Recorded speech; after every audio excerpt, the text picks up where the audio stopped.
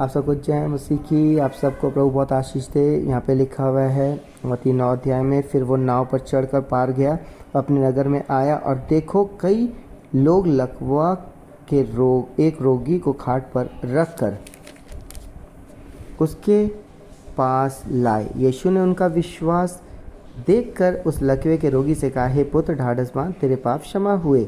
इस पर कई शास्त्रियों ने सोचा कि यह तो परमेश्वर की निंदा करता है। यीशु ने उनके मन की बातें जानकर कहा, तुम लोग अपने अपने मन में बुरा विचार क्यों कर रहे हो?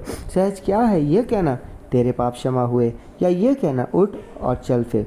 परंतु इसलिए कि तुम जान लो कि मनुष्य के पुत्र को पृथ्वी पर पाप क्षमा करने का अधिकार है। तब उसने लकवे के रोगी से कहा, उठ, अपनी खाट उठा और अपने घर चला जा।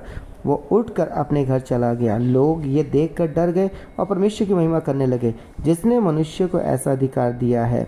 वहाँ से आगे बढ़कर यीशु ने मत्ती नामक एक मनुष्य को महसूल की चौकी पर बैठे देखा और उससे कहा, मेरे पीछे हो ले। वो उठकर उसके पीछे हो लिया। जब वो घर में भोजन करने के लिए बैठा तो बहुत से महसूल लेने वाले और पापी आकर यीशु और उसके चेलों के साथ खाने बैठे। ये देखकर फरीसियों ने उसके चेलों से कहा, तुम्हारा गुरु महसूल लेने वालों और पापियों के साथ क्यों खाता है? ये सुनकर यीशु ने उनसे कहा, वैद्य भले चंगों के लिए नहीं परंतु बीमारों के लिए आवश्यक है। इसलिए तुम जाकर इसका अर्थ सीख लो।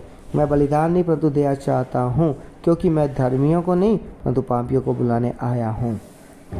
तब यूहन्ना के चेलों ने उसके पास आकर कहा, क्या कारण है कि हम और फरीसी इतना उपवास करते हैं पर तेरे चेले उपवास नहीं करते? यीशु ने उनसे कहा, क्या बराती जब तक दूल्हा उनके साथ है शोक कर सकते हैं? पर वह दिन आएंगे जब दूल्हा उनसे अलग किया जाएगा, उस समय में वह उपवास करेंगे। कोरे कपड़े का पैबंद पुराने वस्त्र पर कोई नहीं लगाता, क्योंकि वो पैबंद उस वस्त्र से कुछ खींच लेता है और वो अधिक फट जाता है। और लोग नया दाखरस पुरानी मशकों में नहीं भरते हैं, क्योंकि ऐसा करने से मशकें फट जाती हैं और दाखरस वो बह जाता है और मशकें नष्ट हो जाती हैं। और परंतु नया दाखरस नई मशकों में भरते हैं और वह दोनों बचे रहते हैं। वह उनसे ये बातें कह ही रहा था कि देखो, एक सरदार ने आकर उससे प्रणाम किया और कहा, मेरी पुत्री अभी मरी है, परंतु चलकर अपने हाथ उस पर रख तो वो जीवित हो जाएगी। यीशु उठकर अपने चेलों समेत उसके पीछे हो लिया।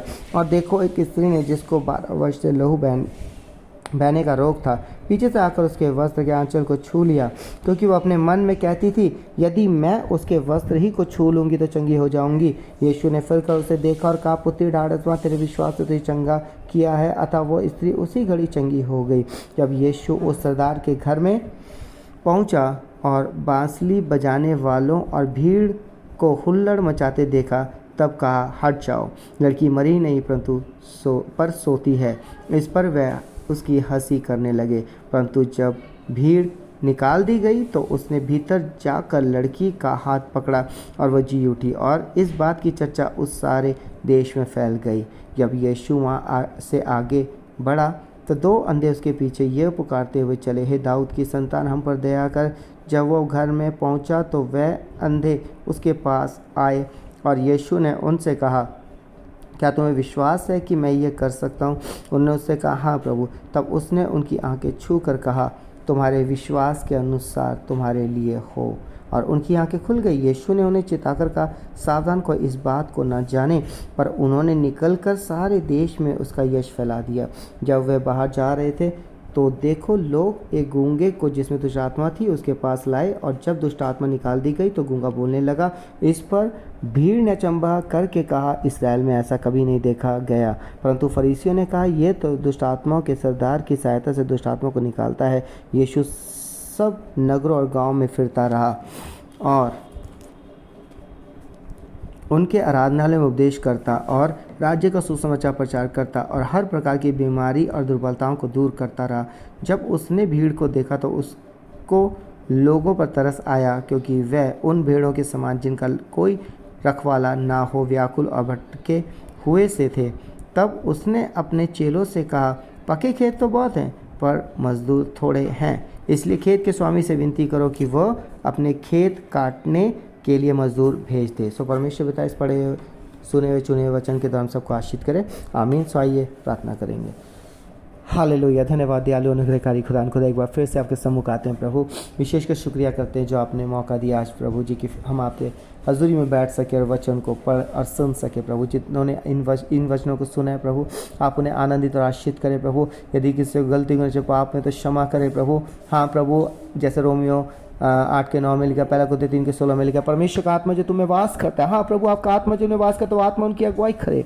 हाँ प्रभु, आपके आत्मा की अगुवाई के अनुसार चलने पाए। हाँ प्रभु, हर एक ऐसे विचार पाप से गलत फैसलों से उन्हें बचाएं प्रभु। हाँ प्रभु, अंतिम से अंतिम दिन चल रहा है प्रभु, आपका आगमन जल्द होने वाला है। सो उसके लिए हम सबको तैयार करें, अपने बेटे बेटियों को तैयार करें पिता पुत्र पवित्र आत्मा की हजूरी की तरह यीशु के नाम से प्रभु। हाँ प्रभु, आपका आत्मा जो निवास करता है वो आत्मा उनकी सहायता करे प्रभु। यीशु नाम यीशु नाम यीशु नाम में बबिता अपने बेटे बेटियों की सहायता करो, अगुवाई करो और स्वस्थ तंदुरुस्त सके प्रभु। हाँ प्रभु, अपनी जीवित गवाही के लिए आप उन्हें तैयार करें प्रभु जी। जब भी परिवार मिलकर वो लोग आपको पुकारे अपने घर में, तो आपकी हजूरी को वो महसूस करने पाए, आपके स्पर्श को महसूस करने पाए प्रभु। हर एक दुष्ट के बंधन और युक्तियों से आप उन्हें छुटकारा दें प्रभु। आप उन्हें शांति और आनंद से भर दें प्रभु जी, और वो आपकी हजूरी स्पर्श को अपने साथ महसूस करें। आपकी हजूरी के लिए धन्यवाद हो, प्रार्थना सुनने के लिए धन्यवाद। ये प्रार्थना यीशु के नाम से मांगते हैं, आमीन आमीन आमीन।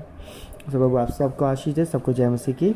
सो वचन को सुने और अच्छे से मनन करें, अध्ययन करें, और प्रभु आपको जयवंत करेंगे। जय मसीह की।